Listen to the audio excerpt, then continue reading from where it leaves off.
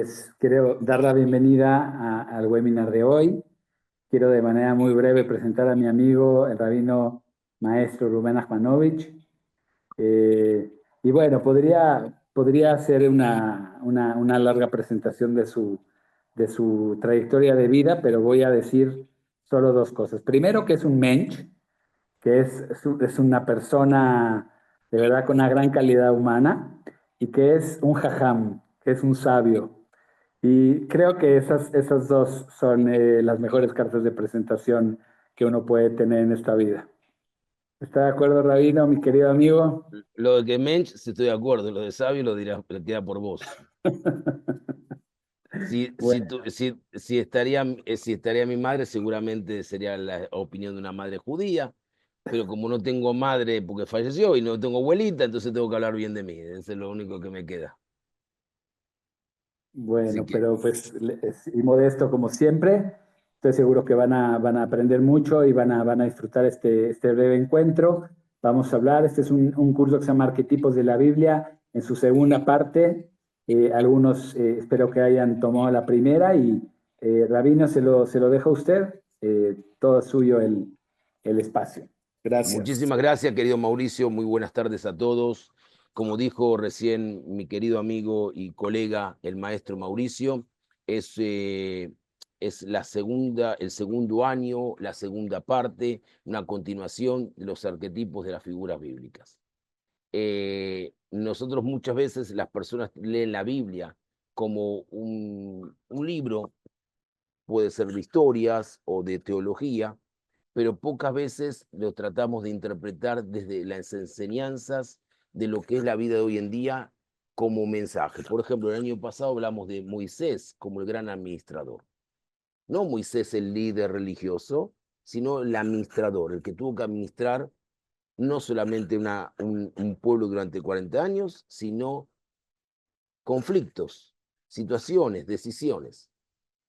Y primeramente me gustaría compartir con ustedes 5 puntos que son principales en el tema de los arquetipos bíblicos, que son modelos simbólicos o patrones de comportamiento que podemos encontrar principalmente en la literatura bíblica, que muchas veces tenemos que ir entre líneas de los versículos porque la Biblia es muy limitada y en un versículo se puede saber entender y extraer muchas de las buenas ideas y, por supuesto, no nos hace quedar menos que a veces que las conclusiones que a la simple literalidad podemos sacar equivocadamente muchas de veces.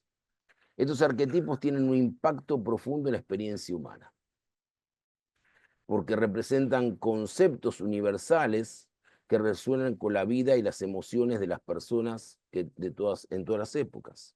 Por ejemplo, veamos un poquito, así, al pasar, si nosotros tuviésemos ahora la oportunidad de ver la vida, por ejemplo, de Isaías, ¿no? Isaías, eh, un profeta verdaderamente que es una imagen de muchas de las cosas que nosotros pensamos, desde la redención, desde la denuncia a los gobernantes de turno, el que vio destrucciones, vio conflictos sociales, siguió administrando la palabra, siguió siendo la conciencia de la sociedad y eso le costó la muerte por parte de su nieto, uno de los reyes más de Yehudá más malvados, el rey Menashe. Pero presten atención a esto. Eh, eh, el profeta Oseas murió en Babilonia. El profeta Amós fue asesinado con un hierro candente por el perverso rey Usías. Pero cuando sus voces fueron acalladas, un miembro de la familia real comenzó a exhortar al pueblo y a consolarlo en su desgracia. Su nombre era Isaías, hijo de Amós, hermano del rey Amasías, y llegó a conocerse como el profeta de la consolación. un día cuando Isaías se reprochaba a sí mismo por haber fracasado en sus intentos de influir en el malvado e impío rey Usías, oyó los mensajeros celestiales cantando. Isaías escuchó embelesado, guardando silencio, y cuando el canto finalizó, dijo, ojalá me hubiera unido a esos mensajeros celestiales en su elogio a Dios, pues ello me hubiera hecho inmortal. Mas habiendo reflexionado, concluyó, quizás sea mejor que haya permanecido en silencio, pues soy un hombre de labios impuros, vivo en el seno de un pueblo que a su vez tiene labios impuros. Una voz le reprendió. Entonces vemos que Isaías tiene conflictos internos. Conflictos basados en las vicisitudes que él tiene que ver. En saber si el mensaje de él llega o no llega. Si hay una consolación por parte del pueblo frente a las denuncias de él y si hay un cambio de los gobernantes.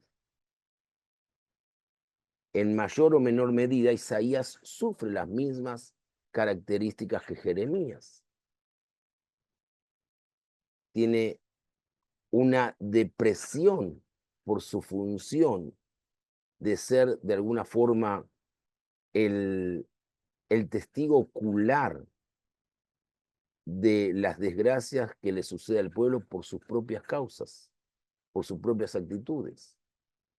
Las quiere denunciar para que cambien y no es escuchado, es sordo frente a sus palabras, frente a sus advertencias, sus amonestaciones.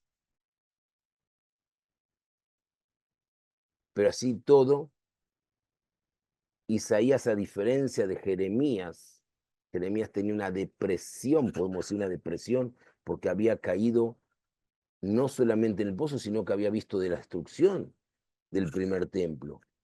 Y su vida termina acorralado y asesinado por lo que dice la tradición, por rey Nabucodonosor, cuando le es llevado desde Egipto, donde teóricamente había huido, hasta Babilonia. Y Isaías es asesinado por uno de los tantos que fueron denunciados por su mal camino. Pero continuamos. Una voz le reprendió y diciéndole, de ti puedes hablar como te plazca, pero ¿quién te ha dado el derecho de calumniar a los hijos de Israel? ¿Qué otra situación similar tuvimos parecida? Elías. Elías denuncia a su pueblo y Dios le dice, por haber denunciado a mis hijos de perversos, de paganos, lo que sea, tú serás, de alguna forma u otra, el que va a participar de todas las circuncisiones a vida y por haber, para que seas testigo de la continuidad de mi pueblo. Es decir, te permite denunciar, te permite reclamar la actitud de los gobernantes, pero no despreciar al pueblo frente a Dios. Eso no te da autoridad.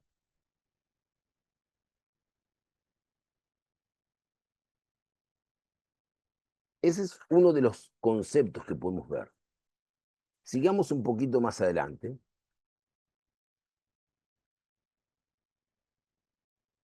Los arquetipos, como dije, es un impacto profundo en la experiencia humana porque representan conceptos universales que resuenan con la vida y las emociones de las personas en todas las épocas.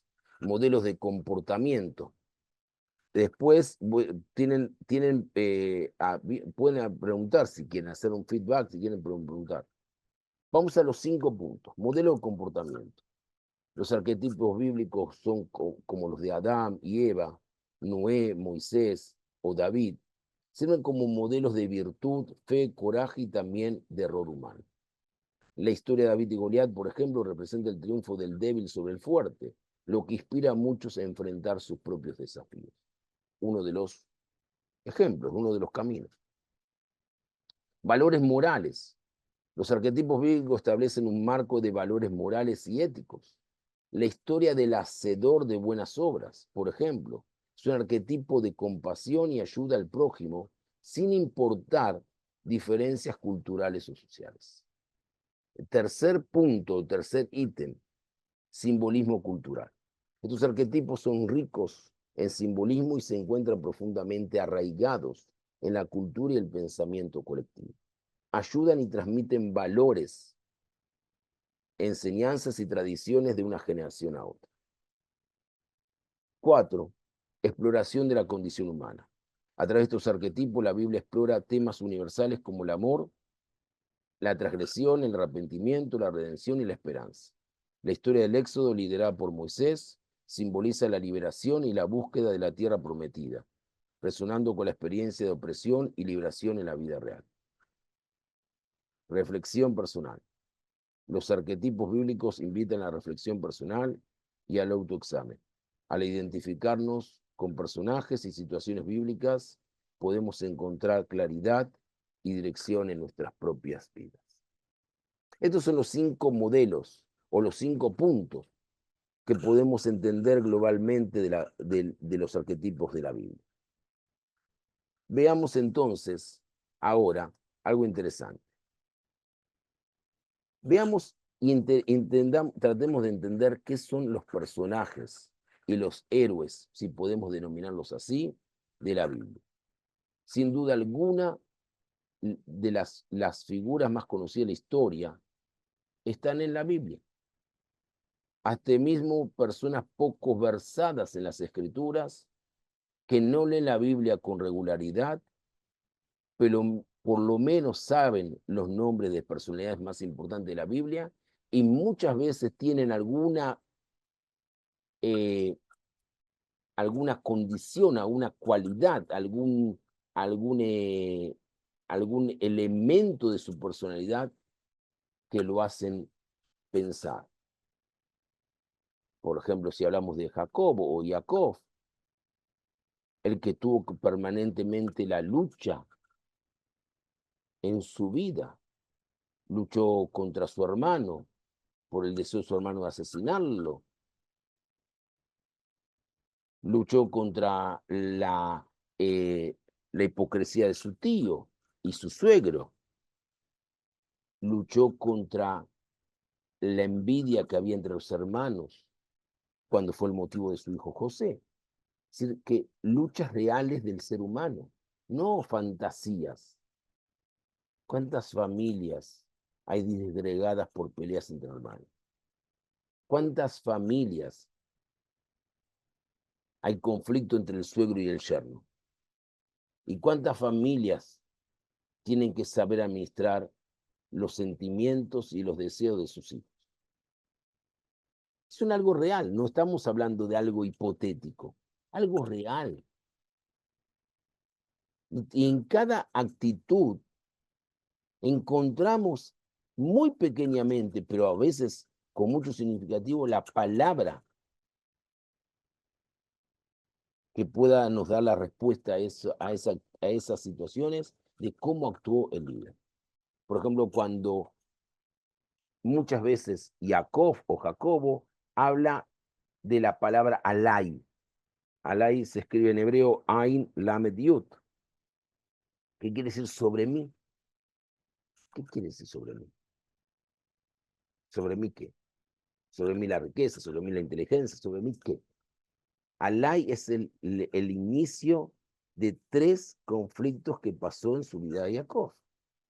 Ain de Esaf, tu hermano Esaú. Lamed de Labán, su tío, su suegro. Y Yosef, que es su hijo. La problemática. Uno es tema de sus padres, porque los conflictos entre los hijos o entre hermanos, hay un componente muy significativo de los padres.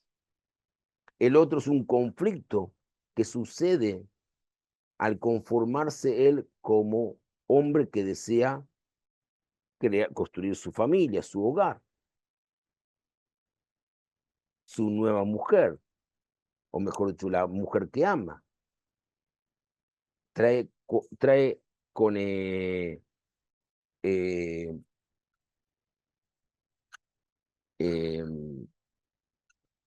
trae consigo un montón de cosas.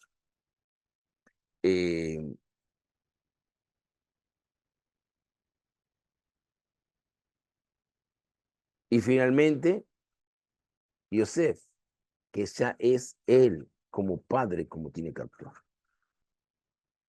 Entonces, ese es un punto importante. ¿Alguna pregunta tienen alguno de ustedes? ¿Nada? ¿Tiene pregunta? Hay una pregunta de Sergio Miguel, Rabino. Dice, me encantaría que comentara sobre los arquetipos ligados a la Mejilá de Esther. Será A la Megilá de Esther. Sí, sería interesantísimo por los días actuales. Saludos y enhorabuena. Ok, si podemos lo vamos a tratar de comentar. Pero nada más les quiero decir, a ver si tengo aquí un pequeño PowerPoint, a ver, para que los voy a compartir, pero si me permiten ahí 30 segundos, creo que lo tengo en mi mano, permítanme, eh, lo voy a poner una pregunta interesante y te voy a ver, ya quiero aquí un minutito. eh,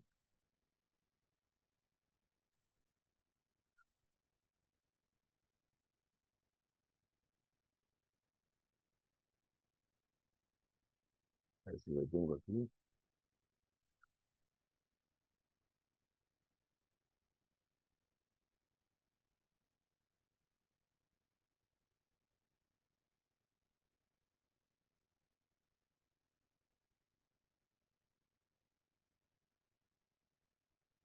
Muy bien,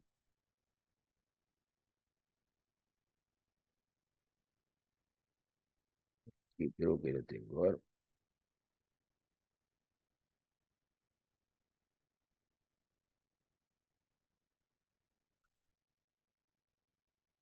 muy bien.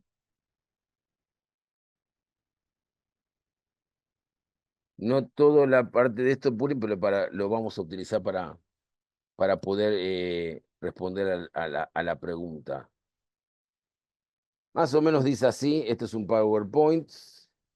En lo personal, tengo fascinación por este texto, ya que tiene algunos elementos únicos.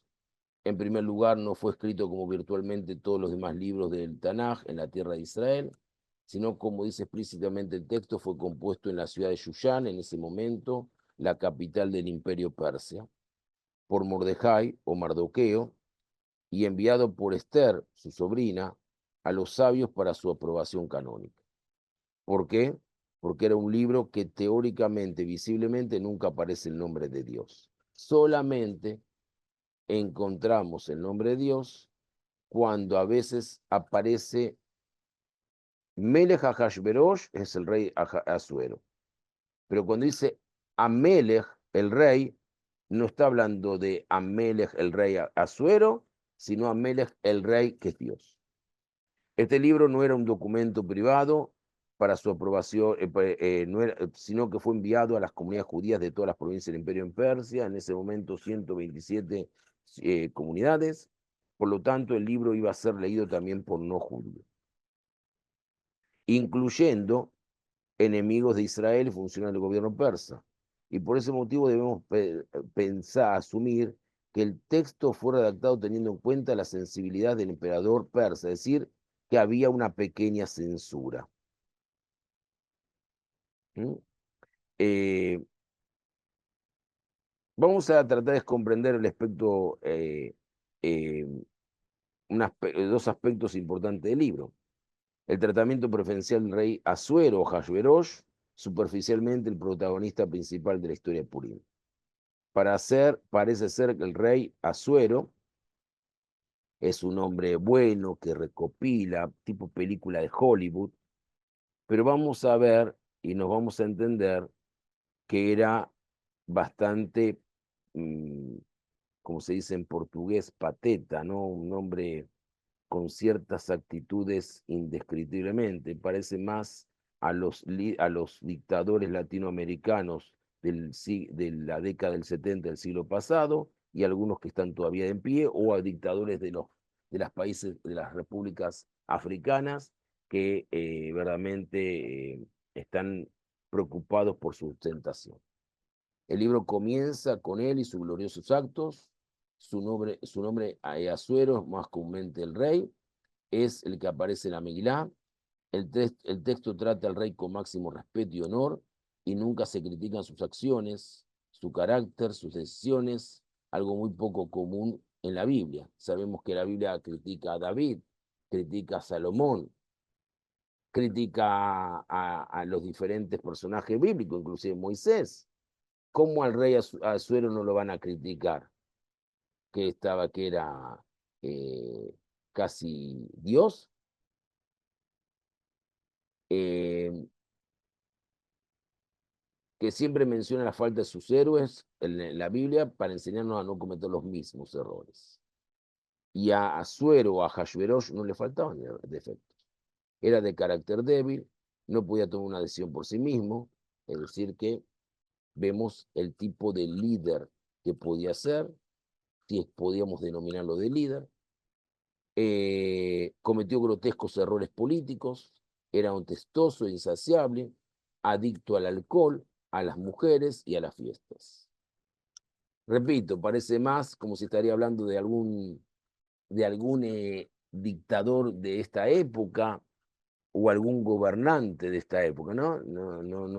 Si sacaríamos el nombre de Asuero y lo decimos, existirían, no sé si miles, porque es una mentira, ni cientos tampoco, pero sí aparecerían decenas de ejemplos para poder, le digo cientos porque no hay más de 200 países en el mundo, y miles tampoco, tendría que agarrar los últimos, yo que sé, 2000 años, pero sí algunas decenas de líderes que se parecen a estas definiciones.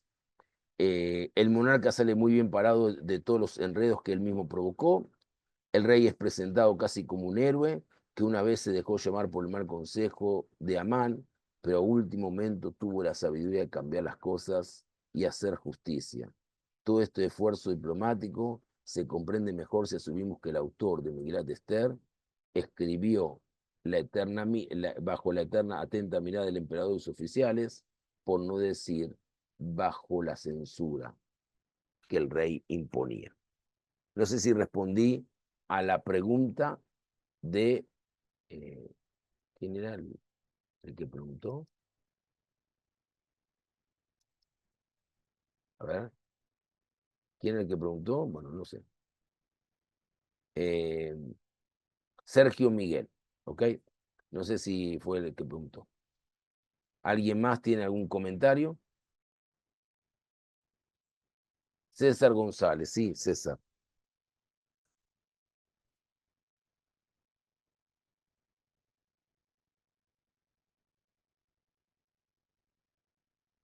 Sí, César, te escucho, pero tienes que abrir el micrófono. Para hablar tienes que abrir el micrófono. Ya reactivé los micrófonos del Ah, estudio. está. Ya te Ah, activó el exacto, micrófono. exacto, muchas gracias. Es que no podía activarlo, estimado Rab, por Ok, eso que, pero sí, muy bien. sí, muchas gracias por la invitación y este que nos está dando, Rab. Mi duda respecto a lo que comenzaba a explicar de Jacob es, entiendo lo que nos está explicando, que son modelos de comportamiento, una característica de los arquetipos. Hablando de los problemas, ¿no? Familiares, en particular con el hermano. Eh, digamos que sí toma relevancia el origen o la causa de esa problemática con el hermano para tomar esa conducta de de Jacob, o eso no se toma en cuenta, Rab. Y más bien tenemos que buscar el comportamiento como nos lo está presentando Jacob, sin tomar en cuenta la causa. No, primero ante todo hay una cosa que hay que entender. Ajá. La Biblia, por lo menos la Biblia hebrea o el Antiguo Testamento, 24 libros, habla de seres humanos, no de figuras mitológicas como el mundo griego, no habla de superhéroes como si fuese Hollywood. Yo sé, David se levantó una roca con la mano, invenciones hollywoodianas. La Biblia habla de seres humanos, seres creados a imagen y semejanza de Dios. Son héroes porque tuvieran superpoderes, no son héroes porque eran bonitos o feos, o eran mayormente dictadores o permisivos, en fin, son héroes porque eran seres humanos y a pesar de su humanidad buscaban dentro de lo posible con el mayor ahínco, perdón, hacer las cosas en forma correcta.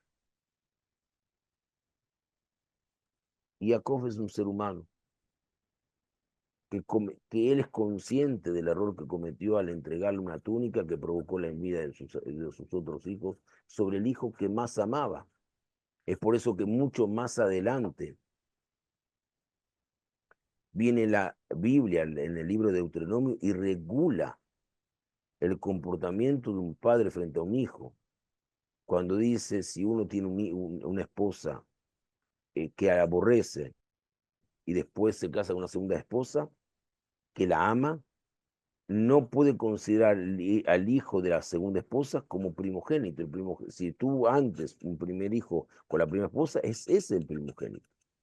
No puede manifestar diferencias. Por lo tanto, la Biblia habla de seres humanos como lo somos cada uno de nosotros, con nuestras virtudes, con nuestros defectos, con nuestras vicisitudes, con nuestros aciertos, algunos en algún campo más, en otros campos menos, pero personas que a través de su traslado, de su jornada en su vida, nos deja enseñanza. Por ejemplo, una enseñanza. Abraham también cometió errores. Tuvo que ser guiado por Sará, que le está diciendo Sará, mirá, yo sé que el otro hijo lo amás porque es el hijo también que tuviste, que un hijo primogénito, es lógico como padre. Pero este es el hijo por el cual vos y yo establecimos una promesa. Y ese otro no puede quedarse en casa. ¿Qué hace el padre? Abraham se calla la boca y sigue obedientemente como cordero lo que dice Sara, pero no justifica o discute su decisión. Y esto lo traemos, aquí hay un amigo mío, Luciano, se debe recordar, un psicólogo que ya falleció en Brasil, Isami Tiba, que escribió muchos libros sobre las adicciones. Y él decía que el primero de los dos padres que detecta las adicciones es la madre, porque generalmente el padre, como nunca a veces está más ausente de la casa por sus obligaciones, sus deberes, que la madre, entonces es permisivo en muchas cosas para estar bien con sus hijos. En cambio, la madre que ve detalles comienza a ponerles no. Entonces, cuando la madre detecta la adicción, es el hijo que va con mentiras y busca el refugio de su padre. El silencio del padre lo llamaba Isamitiva. Más modernamente, el silencio de Caín. Entonces, ¿qué sucede, querido César? Vienen después las situaciones porque comienzan los conflictos entre los padres. Vos sos muy tirana, vos sos muy permisivo. Y esos conflictos le hacen distraer la verdadera realidad de sus hijos. Estaba dando un ejemplo basado en un libro de él de muy buenas lecturas. De alguna forma, Abraham también fue así. Él sacó a Ismael. Mi esposa me dijo, saque a Ismael. No protestó. Era neutro, fue neutro. Entonces, la enseñanza es, 2 veces él fue neutro. Fue neutro cuando sacó a Ismael de su casa y fue neutro cuando recibió la orden de Dios para llevar a su hijo al monte Moriah y no discutió una vez. Cuando había que defender la decisión de no destruir Sodoma y Gomorra, él discutió con Dios, dice, ¿por qué lo vas a destruir? Si hay 50 justos en la calle o 40 justos, o 30, hasta que llegó a 10. Pero discutió, peleó con Dios para defender una ciudad perversa, promiscua, donde fue secuestrado su hijo, pero así todo él salió en defensa. Pero cuando Dios le pide de su hijo, claro, se puede ver un hombre obediente a Dios, que es un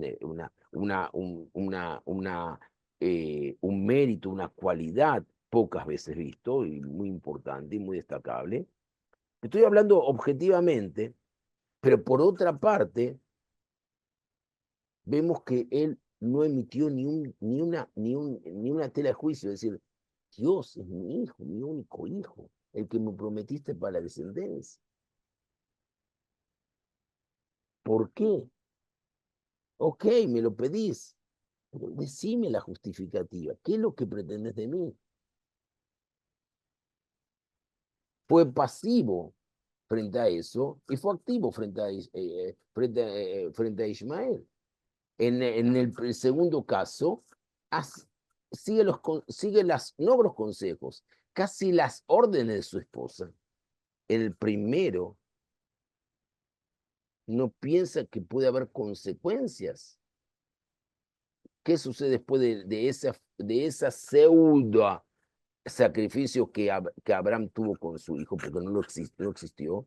Dice la Biblia textualmente, dice la Torá, dice el libro de Génesis, que Isaac se fue a una ciudad y Abraham se fue a otra, es decir, que el padre e hijo se separaron y volvieron a reencontrarse. ¿Cuándo? Cuando su padre falleció. Y su madre murió. ¡Wow! Por cumplir una orden o un pedido de Dios, hubo sacrificios, hubo situaciones que pagar. Yo estoy siendo casi, pues, juzgando a la Biblia, quién soy yo para juzgarla, pero tratando de entender cuál es la lección que podemos aprender de ese hecho. Por lo tanto, no se puede pensar en los modelos de superhéroes. Moisés se pone una capa y se convierte en Super Moisés.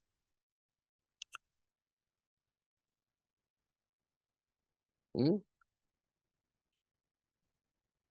No sé si me expliqué, César. Sí, la verdad, muchas gracias. ¿Te quedó alguna duda? No, por el momento no, muchas gracias. Ok. ¿Alguna otra duda por ahí?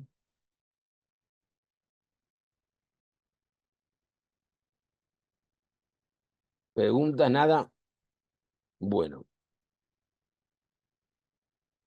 Directa o indirectamente, nos enfrentamos con estas personalidades bíblicas todo el tiempo, en el arte, en la literatura, en las conversaciones filosóficas, en el folclore. Y todavía así, esos hombres y esas mujeres de la Biblia continúan siendo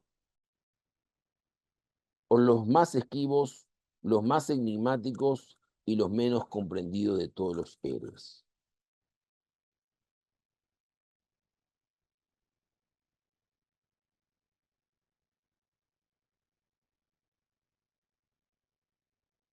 Qué pregunta, ¿no?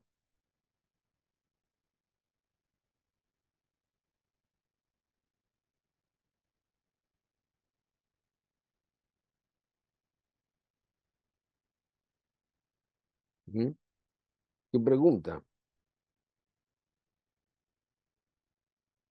Sí, buenas tardes. Yo pregunto, acerca de las mujeres. Buenas tardes, ¿con quién tengo el placer de hablar?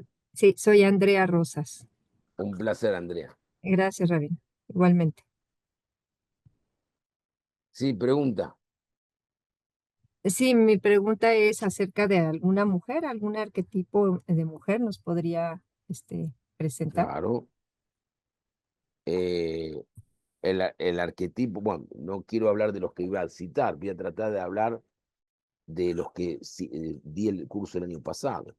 Débora, la madre del pueblo de Israel, la mujer que es líder, una líder en las dificultades de la guerra. Podemos decir que fue el avant premier de la figura de Golda Meir, la primer ministra de Israel, porque ella también tuvo, Golda Meir, que enfrentar guerras, Débora también.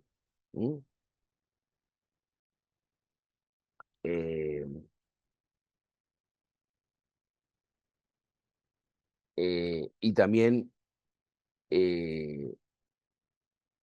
pensar que como Débora, como madre de Israel, también Golda Meir fue la madre del pueblo de Israel en los momentos cruciales de la guerra del Día del Perdón. Y Débora tuvo que enfrentar a un enemigo que lo deseaba destruir, como también Golda Meir tuvo que enfrentar. Y también así todo, Débora pidió tratar de hacer la paz, y Golda Meir también trató de pedir hacer la paz. La madre de Israel, porque ella se sentaba debajo de una palmera de támaras, de dátiles, perdón, y sobre esa palmera juzgaba, no en el sentido de la literalidad de la palabra de juzgar, sino de alguna forma de dirigir, de conducir al pueblo frente a una época donde había líderes temporales. La época de los jueces eran líderes temporales, y el líder que aparecía en ese momento era un líder que tenía que surgía a partir de un conflicto que había que resolver. Era una época de anomia dentro de la sociedad del pueblo de Israel en su tierra. Y Débora, a diferencia de otras líderes del pueblo de Israel, figura y aparece como la madre del pueblo de Israel.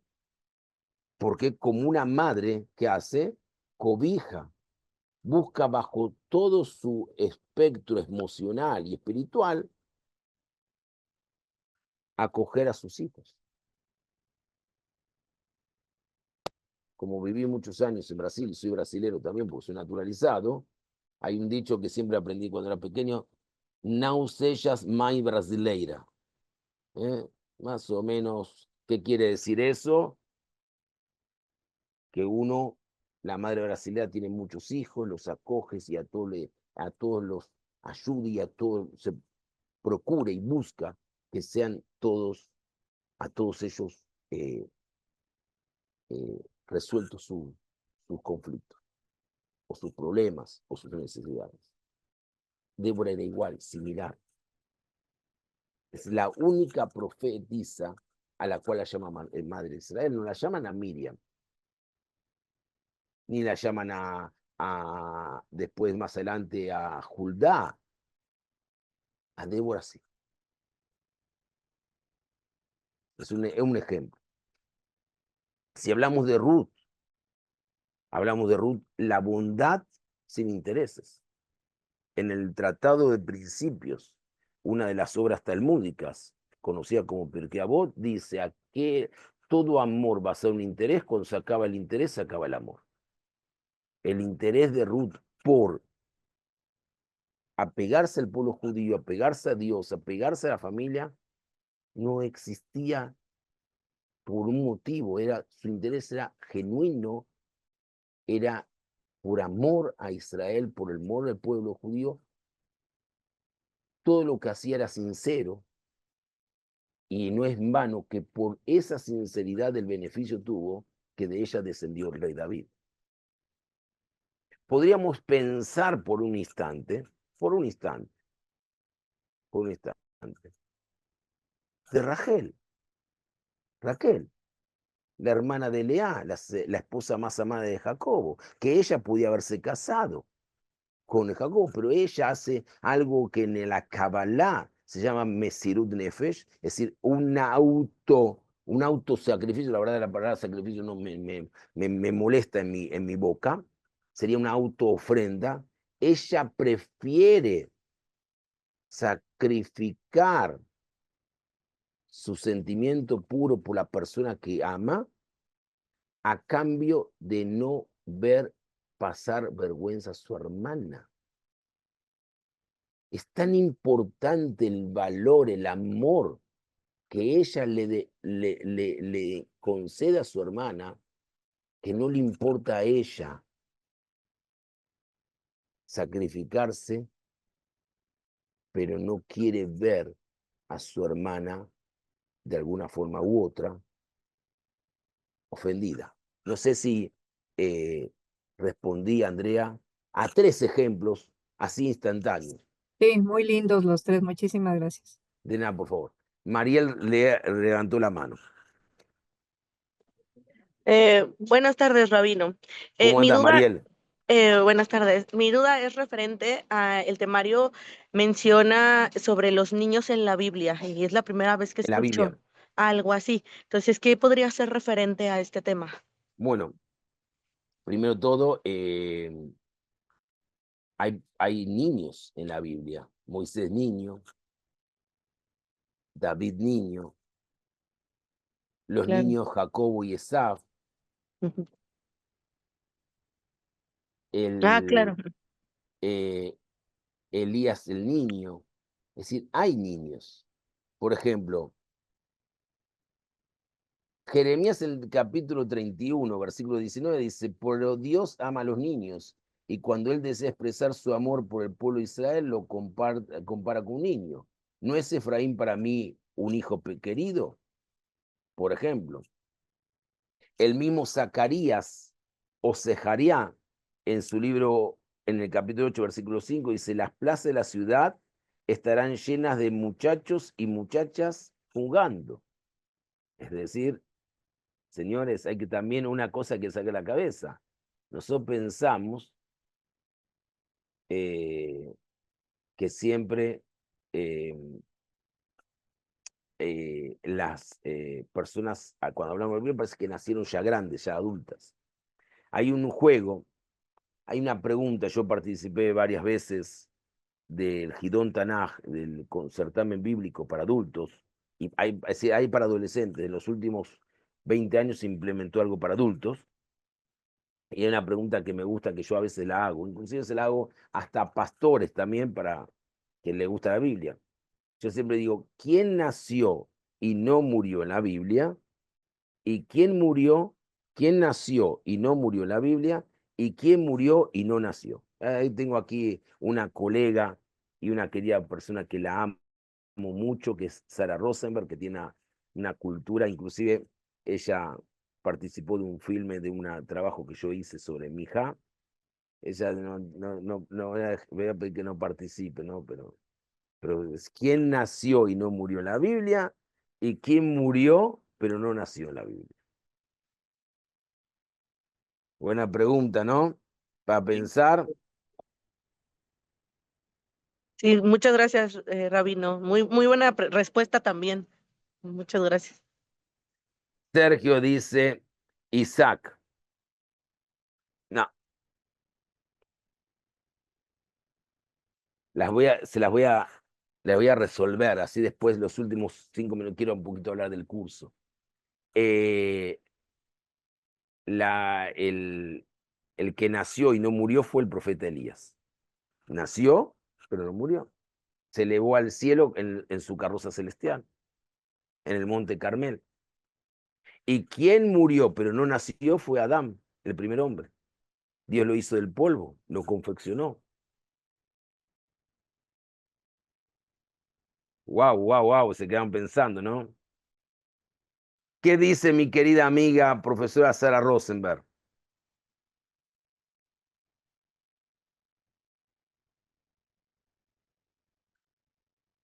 ¿Mm?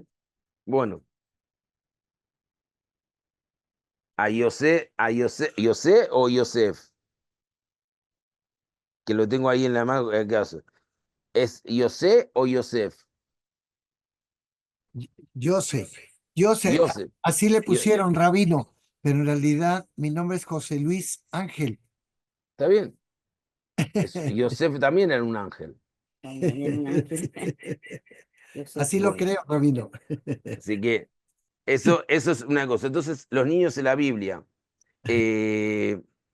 Samuel, un niño, relata que era un niño que estaba con Elí, que Dios que su madre Haná lo entregó como nazareo, como nazir de por vida. Era nazir, era descendiente de la familia de Coraj, el primo hermano de Moisés. Era tan fuerte su personalidad, su espiritualidad, que en el libro de Salmos dice Samuel como Moisés y Aarón. Es decir, que la fuerza de Moisés y Aarón juntos no se equiparaba con esa fuerza espiritual de Samuel. Samuel niño lo relata muy bien, el niño. El niño Ismael con su madre Agar. Uf, ¿te parece que hay pocos niños en la Biblia para hablar? Lo que pasa es que nosotros pensamos que nuestros personajes ya nacen adultos. Todos fueron concebidos. En el judaísmo, por lo menos en el judaísmo, hay madre y padre.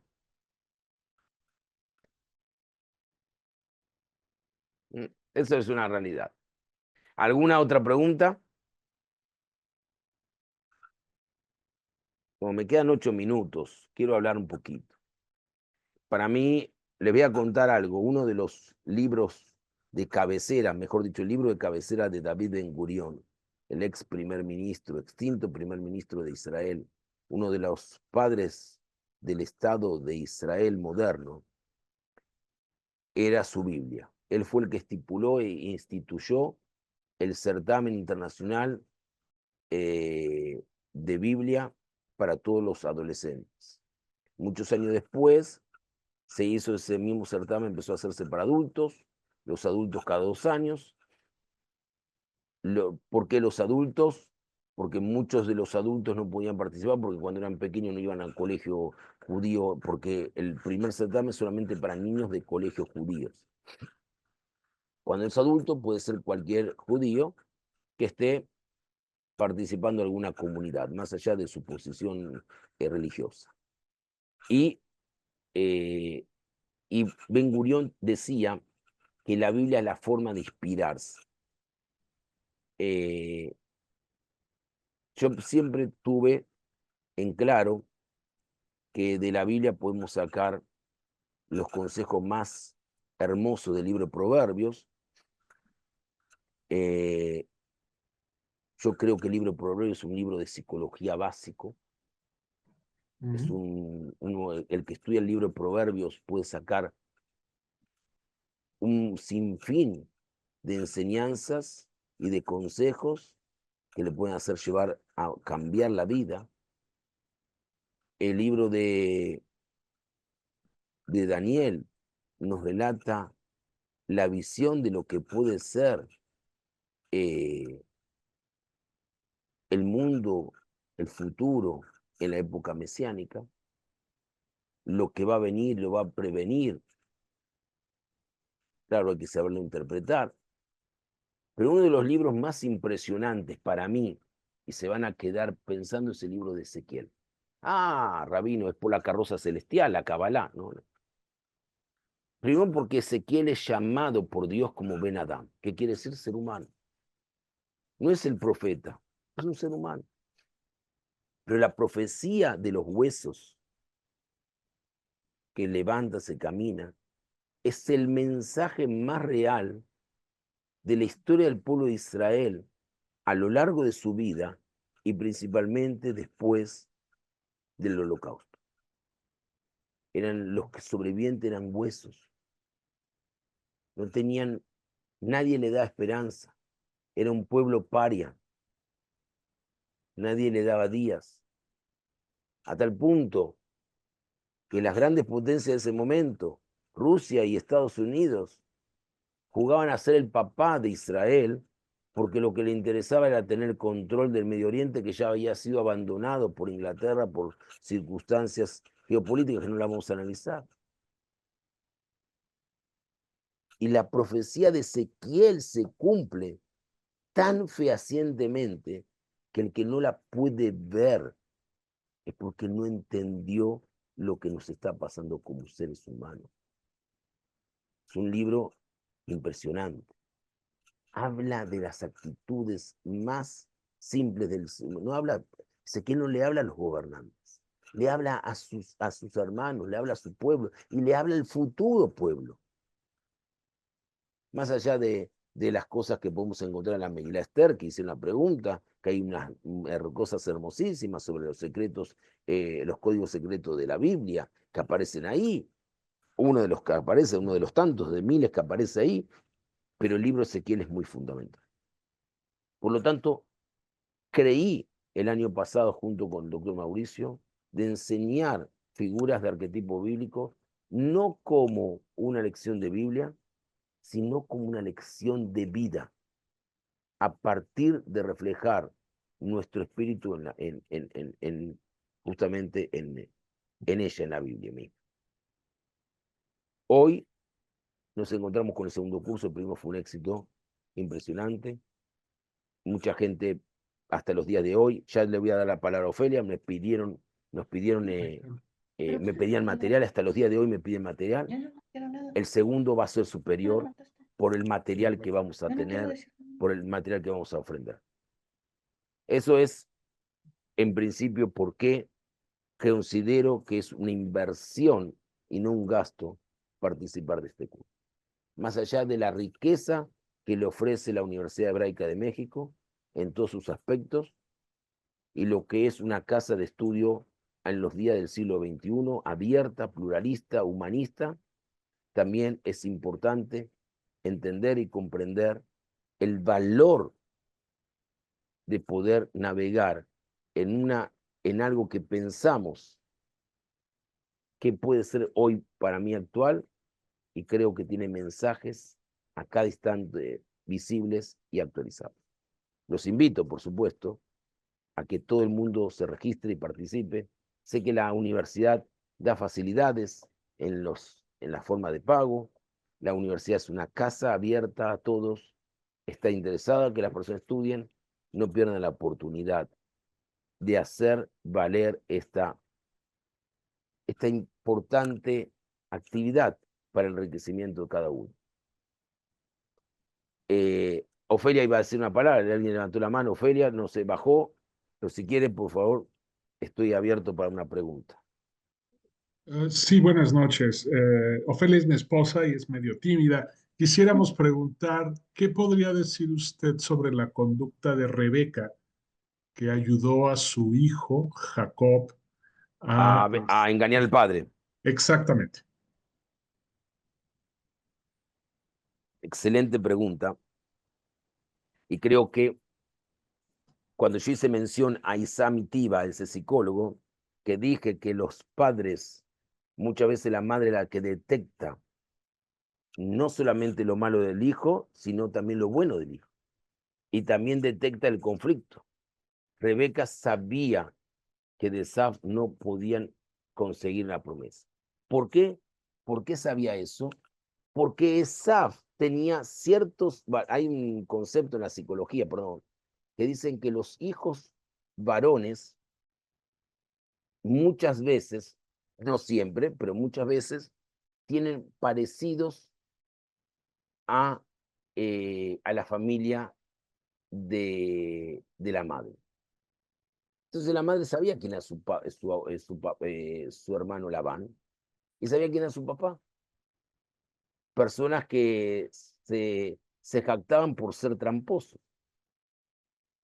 Y ella veía en Esaf eso. ¿Qué pasa aquí? La pregunta es más complicada. Cuando dicen que Isaac era ciego, ¿era ciego porque su visión, tuvo catarata, no sé, no lo dejó ciego? ¿O era ciego en el sentido espiritual porque no quería ver quién era su hijo y se dejaba engañar, como decía la Biblia, que venía Esaú, y lo alimentaba, le daba a comer en la boca, tiene un sentido figurado, es decir, le comía de las palabras de lo que decía su hijo. Mirá, papá, yo soy bueno, voy a la universidad, nunca falto, tengo me porto bien, salgo con buenos compañeros, no sé quién te anda con esos chimentos, con esos comentarios. Y Rebeca le decía, Isaac, el nene no está bien, el nene miente, el nene es tramposo. Te lo digo porque veo en él cosas de mi hermano, de mi papá. No, Rebeca, vos estás equivocada. Vos estás equivocada. Vos estás prejuzgando. Vos tenés... Lo que pasa es que vos querés más a Jacobito, pobrecito, que es un chico tímido. No sé si vamos a obtener mucho de él. Es por eso que cuando se encuentran más adelante, en sus años de mozos, ya de mozos, de adultos, perdón, y buscan hacer la paz, Esaú le dice a Jacobo, ven conmigo. En hebreo dice, Yeshli Raf, yo tengo mucho. Y Jacob le contesta, Yeshli Kol, yo tengo todo. Tener todo es tener mucho, pero tener mucho no tener nada. Esa es la diferencia. Rebeca vio por dónde venía el camino del patriarcado y la continuidad del pueblo de Israel. Lo vio. Yo dije, a veces la madre, no a veces, casi siempre la madre es más, de alguna forma, intuitiva en la situación de sus hijos. ¿Respondí? Sí, muchas gracias. Buenas noches. Está bien. Si tiene duda, me la hace llegar, no hay problema. Para los que no saben, mi número de WhatsApp, me pueden escribir si tienen alguna duda, es más 506-6445-2007. Es decir, como la gente James Bond, 007. ¿Alguna otra pregunta más? ¿Alguna duda más? Los invito, por favor, le va a gustar, lo van a adorar. Va a ser 3 meses que vamos a transitar. Hoy aquí tengo amigos que a partir del curso, de no solamente ese curso, de otros cursos que dicto, son amigos que he tenido el placer de conocerlos viajando a México. Y la verdad es una alegría ganarme ese tipo de amigos, ¿no? Porque son cosas que le da la vida muy importante. Otros tengo la posibilidad de reencontrarme con algunos que hace tiempo no veo. En fin, la vida, este curso nos permite unirnos, aprender, conocernos y, por supuesto, ir adelante. Los espero. Arquetipos de la Biblia 2. Espero que haya podido resumir algunas de sus dudas, haya podido responder algunas de sus preguntas, y si, como dicen, si desea más, no se quede solamente con el thriller. Por favor, participen de la película. Muchísimas gracias a todos ustedes. Fue una noche muy linda. Gracias a todos por haber participado. Les deseo la mayor de las bendiciones, una feliz noche. Y una vez más, espero que el próximo martes verlo a muchos de ustedes. Desde ya, gracias, bendiciones y lo mejor de todo. Gracias. Por las dudas, repito, más 506-6445-2007. Gracias y unas muy buenas noches. Gracias, mi estimado Rab. Buenas noches. Abrazo, Jajam. Nos vemos pronto. Voy a abrir la Gracias. Buenas Muchas noches. gracias. Buenas noches, Rabino. Gracias, gracias. Muchas gracias. Por favor, a ustedes, gracias. Gracias. Gracias, no. Anel, ¿cómo andás? Muy bien, muchas gracias, Rabino. Excelente No, gracias. presentación. Gracias.